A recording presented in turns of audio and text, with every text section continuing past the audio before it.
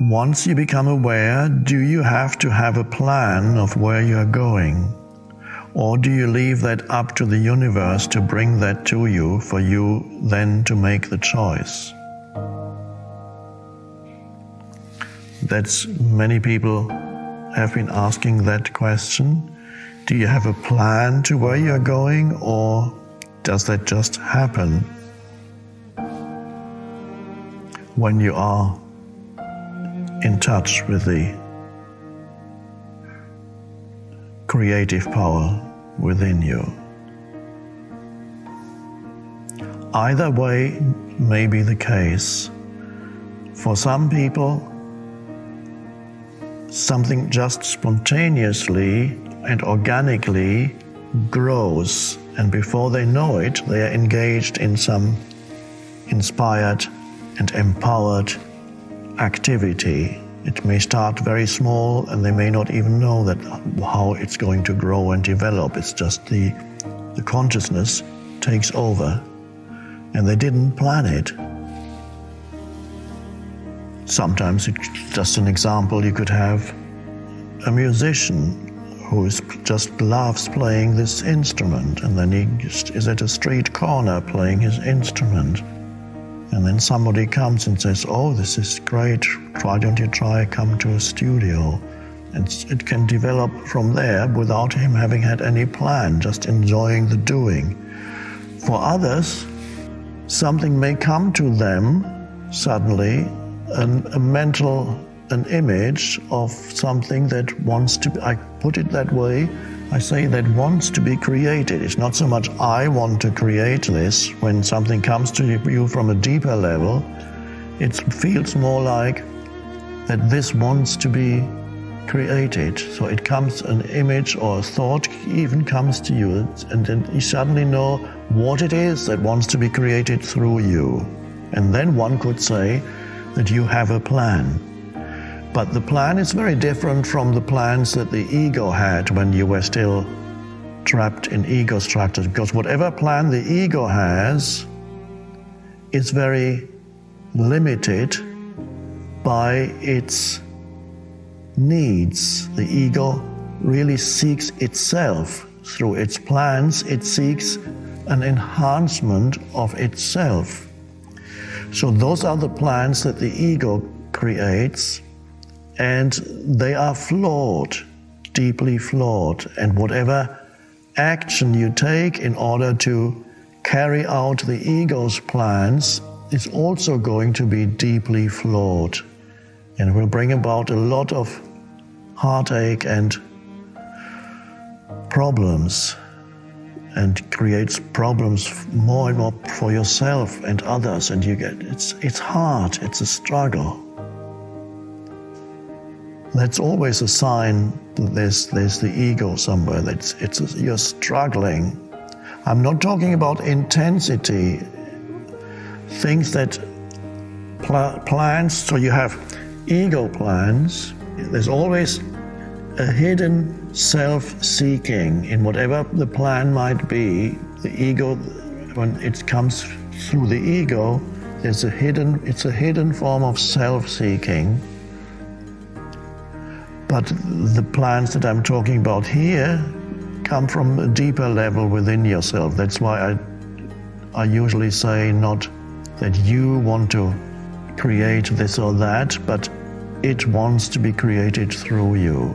And so there is the deeper, the unconditioned wants to create form through you, because it loves the creation of form. How do I know that? Well, just look around and you see that the universe loves to create multiplicity, an incredible multiplicity of life forms everywhere throughout the cosmos. Just planet Earth alone, just look at the billions of life forms. So obviously the universe enjoys the creation of form, and it has some purpose that we cannot conceptually, rationally, intellectually fully understand, although we can have an inkling of why. But we cannot fully understand what the ultimate purpose of the creation of forms is. Yes, we have an inkling, I sometimes talk of it, but one thing is certain, the universe enjoys that. Consciousness enjoys the play of form, and it can happen through you, and it's deeply enjoyable. So something may come to you, and then you can say, oh, I have a plan, and it'll be inspired, and there's no self-seeking in it. In other words, you're not looking to whatever it is that wants to be created through you. You're not looking to it for happiness or self-enhancement or fame or wealth. That those things may come. You may get fame, you may get wealth, you may get those things as byproducts, but that's not the reason why this creation happens through you. There is no self-seeking, and yet whatever the ego would have sought for itself may come to you as the adding on, as Jesus puts it. Things may be added on. If there's an enormous energy output from you into the world, it's not yours, of course, there's no personal energy, it will be a misperception. But if you become a channel for that universal energy, then of course things will come back to you, even usually also in material forms. So there will be, if there's an enormous outflow, an enormous giving, not yours, but as a channel, things will come back to you, because if you give out to the universe gives back. So you may enjoy wealth, but it would be just an adding on to, or you might give part of it or away, or all of it, whatever it is that you feel is right for you. If any action you take in order to achieve something, if stress and negativity come in when you find obstacles, because there's always some obstacle that you encounter when you begin to create something new, there will be some obstacles. There will also be enormous help coming, not necessarily immediately, perhaps immediately, but at some point you will notice an influx of supportive energy.